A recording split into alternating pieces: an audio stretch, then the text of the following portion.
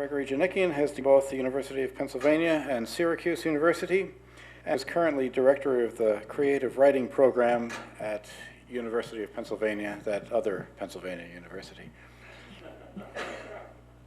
He's published widely in notable journals, including Poetry, The American Scholar, Antioch Review, Poet, Lore, Nation, Georgia Review, and he's published 4 books through the Carnegie Mellon University Press, including The Man in the Middle, Falling Deeply into America, About Distance, and Years Later. Gregory Djanikian has won awards from a number of awards, including an NEA Fellowship, the Eunice Tietjens Prize from Poetry Magazine, the Friends of Literature Award, and the Anahid, did I get that? Yes, that's good. Literary Award from the Armenian Center of Columbia University. One of our judges who was involved in selecting the poem Mind Body, which is on the poster, explained, I nominated the poem because I think it's the best poem I saw in Poetry Magazine that year. It was 2000. It's a stunning assessment of what it means to me to be human, to be caught between heaven and earth, the soul and the body. It's funny and wise and poignant. Gregory Djanikian. I was born in Alexandria, Egypt. I came to this country when I was 8 years old.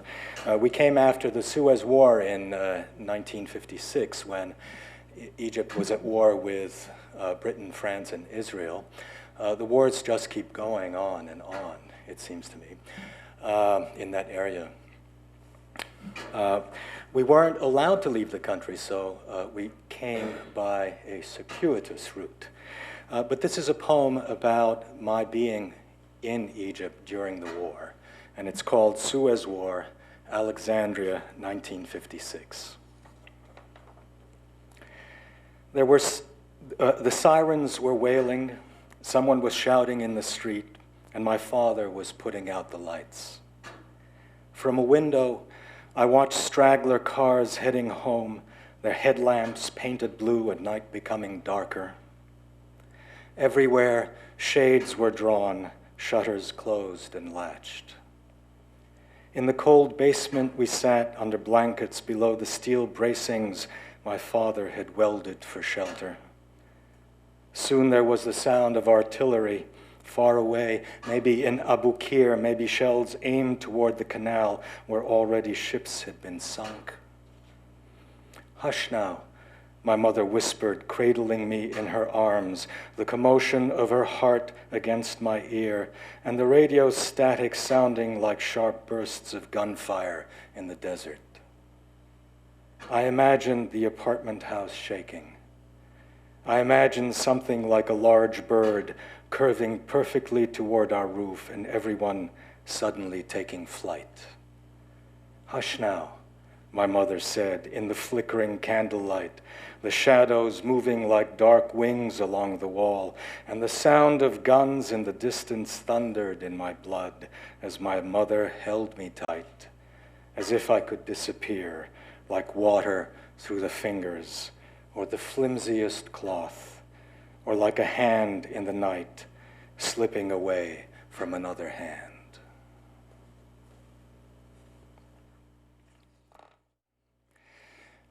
This is a poem that takes place in Williamsport. It's called How We Practiced Being American. It had to do with television, with radio, listening to newscasts and sitcoms, press briefings and westerns. It had to do with unrolling our R's, drawing out the vowels, as in my fellow Americans. Whenever LBJ came on to tell us how we were, it had to do with cry-yi-yi and big girls didn't, or mouthing pardner and honey pie like Johnny Yuma in a rebel drawl.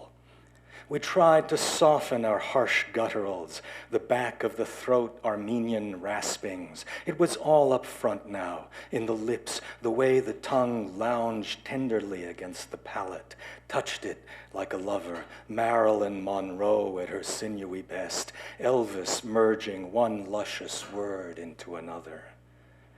I'll have the fry-yais, my sister said at the fast food counter, lucky to have gotten whatever she did.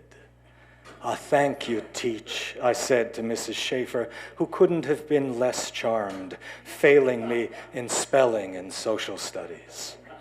It had to do with the newness of it, a history that was someone else's, beginning only where the Atlantic lapped at the west. 4 we recited, trying not to think of our own dark past some 80 years ago at the edge of an abyss. Saratoga, we said, Oklahoma, making sure the O's were long, long as it took to form a more perfect union, something for all of us if we could just say it right, find the key for the tongue, a diphthong into the heart of it, where we could all be indivisible, eliding easily one into another.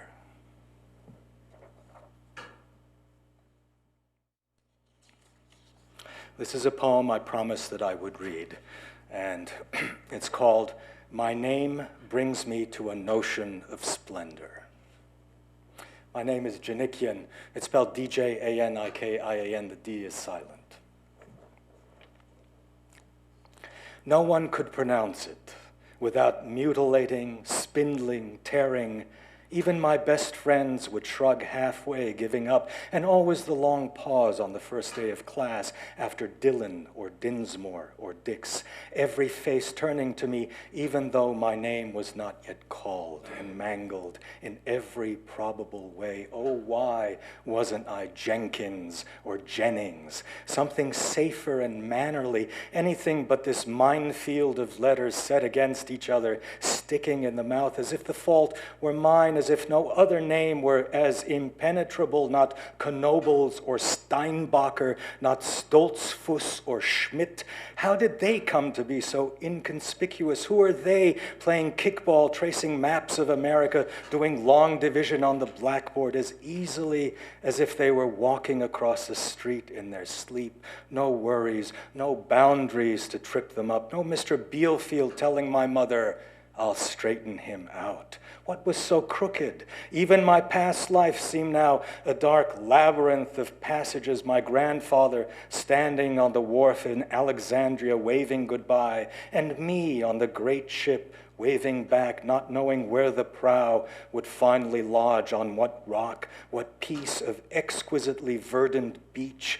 Who knew I would have to unravel the tangle of circumstances that put me in a small, landlocked lumber town in Pennsylvania, face to face now with Joe Shunk, and having to explain the D was silent. Easy enough to say once you got the hang of it, but Joe didn't, and it was 5 or 6 fast blocks of losing him down Hawthorne and across to Pine, my heart thumping and beads of sweat glistening on my arms before I heard Louisa Richards suddenly call out, DJ, to me from her porch, in a way that stopped me in my tracks, because nothing had ever sounded so good, and nothing came easier than to walk up the stairs and sit down by her and begin telling her who I was.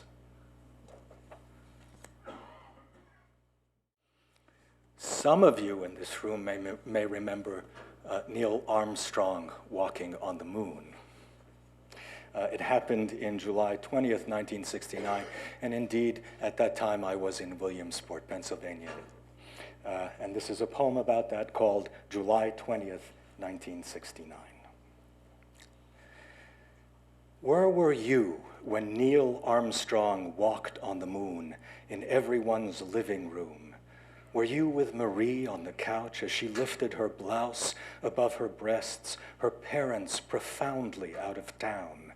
And all you could whisper was, oh, geez, while you fumbled with her skirt. And how could the two of you not listen to Buzz Aldrin checking the list once, twice, before the hatch was to swing open, and Marie asking, wasn't it bad timing? And you bending down to her lips saying, no, this is great, this is it, toward the sweet surprise of contact, your head turned just enough to catch Neil proclaiming, that's one small step for a man, before that giant plunge for everybody, and Marie guiding your fingers now over belly and thigh. Oh, criminy Neil, her face deepening with intention, and everything in you trying to hold on to all her brilliant surfaces wildly against yours, the room wobbling, oh, Marie, and tilting toward Neil on the moon, so awkward in his outsized boots. Oh,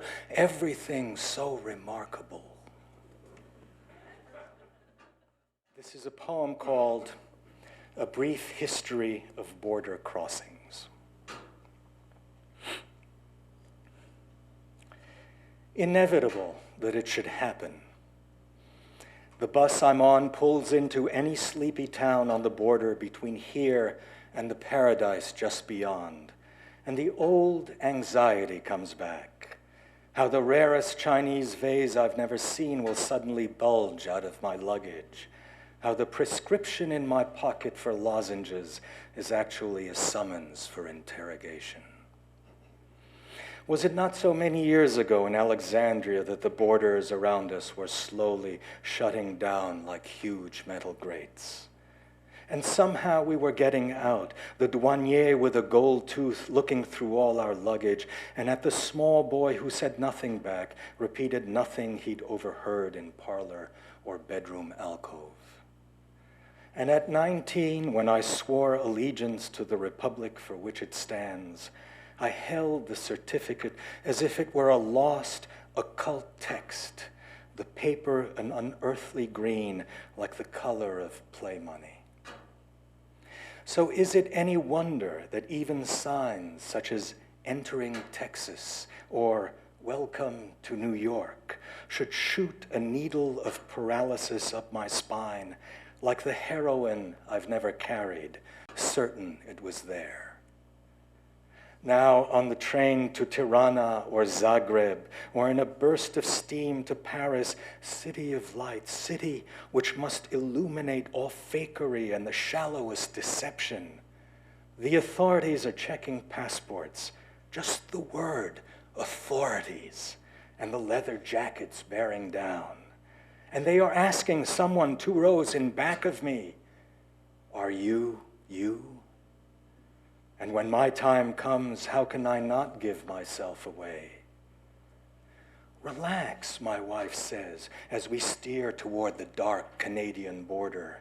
Just let me do the talking, and I'm ready to surrender to her American dazzle and dare, though I've got my pile of proof beside me, passport and license, photo ID, pictures of my 2 kids with our American dog, Dakota. Stay cool, my wife is reminding me. It's only Canada. You could be anyone. And I'm thinking of how any Tom or Harry would handle it, the drive to the checkpoint, the officer sauntering up to the car and looking me over, and nothing about me betraying the 100 mangoes tucked underneath the seat, or the 5 cases of Mocha Supremo in the Loctite trunk, my face open and friendly without a flinch, without the slightest doubt of who I am or am willing to become. Oklahoma.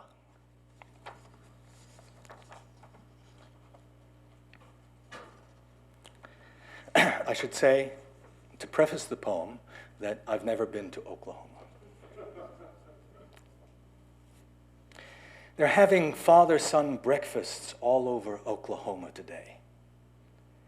Maybe I'm making it up, but I like thinking about that, thinking about Oklahoma this morning, saying the word Oklahoma and tasting eggs. Maybe I like thinking of my son, walking with him in Tulsa, pointing out the oil rig on someone's lawn. Here's Olson's Hardware, and right next to it, May's Luncheonette, just like anywhere except it's Oklahoma, land of desert and sun and dust, and corn too, I think. My son says he's thirsty, so we get some Oklahoman soda pop made of sarsaparilla with a touch of sumac, and that's all right with him. I love to hear him glub glub it down, tilting his face to the Oklahoman sky, catching the last sip in the bottle. We'd like to see a movie next, something Oklahoman, with 2 steers in it, maybe a pickup right out on the prairie, and the stars just beginning to scintillate. And doesn't it seem okay to use scintillate in a poem about Oklahoma, or my son and me in Oklahoma, because so many things are happening? And should we wait for the movie to finish, or walk far out into that Oklahoman night, where the land falls off into darkness and everything is listening to everything else?